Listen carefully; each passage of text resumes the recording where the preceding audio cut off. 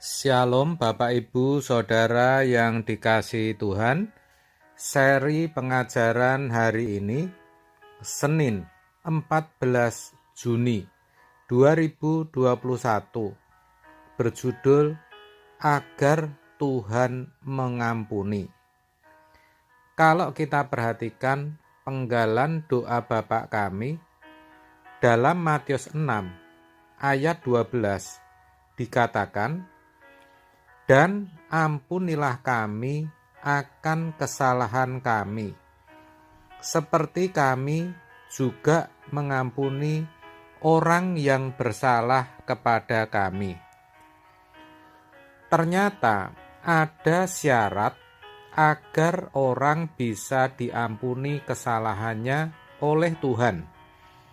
Dengan kata lain, agar Tuhan mengampuni, ada yang harus dikerjakan.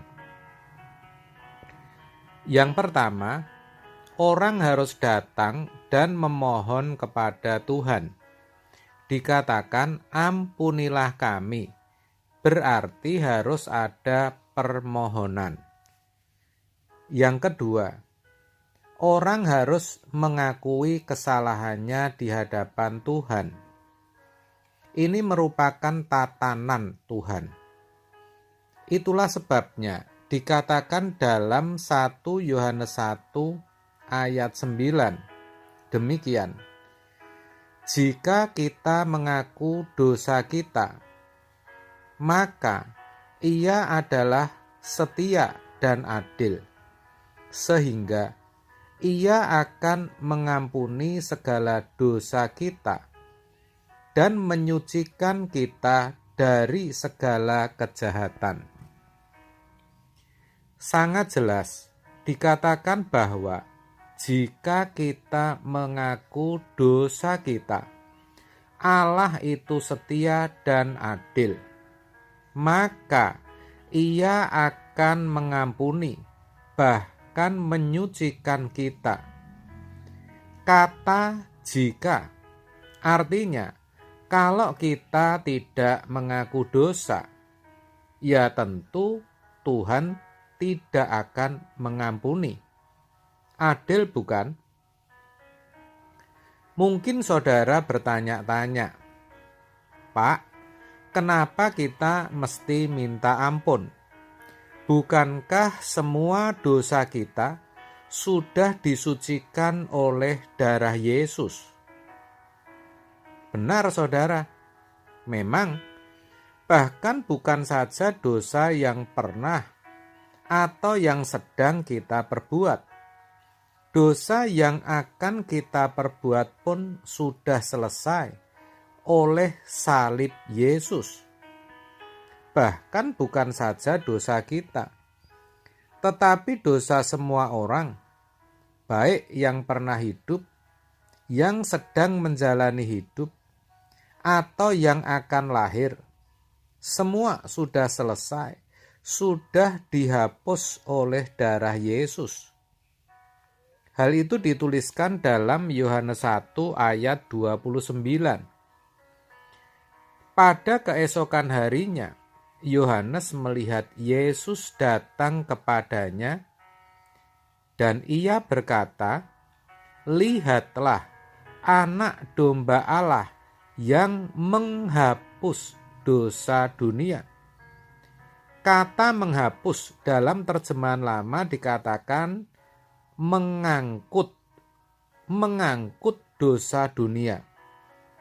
Itu artinya semua dosa sudah diselesaikan oleh salib Yesus. Tetapi ingat, darah Yesus hanya bisa menyucikan dosa kita, sedangkan natur atau kodrat dosa yang ada dalam diri kita belum terselesaikan. Hal itu hanya bisa disucikan oleh firman. Yohanes 17 ayat 17 mengatakan, "Kuduskanlah mereka dalam kebenaran." Perhatikan, kuduskanlah maksudnya sucikan mereka dalam kebenaran. Firman-Mu adalah kebenaran. Artinya, untuk mematikan natur atau kecenderungan kita berbuat dosa itu dibutuhkan firman dan peran serta kita. Itulah kenapa setiap perbuatan dosa yang kita lakukan harus kita akui dan kita minta agar Tuhan mengampuni.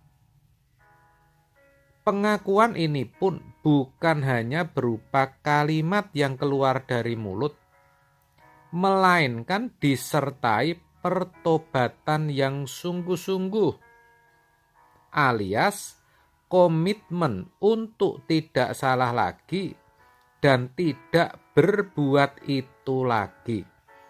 Itu sama artinya dengan memiliki komitmen untuk mematikan natur atau kodrat dosa yang ada di dalam diri kita. Itu yang Tuhan mau.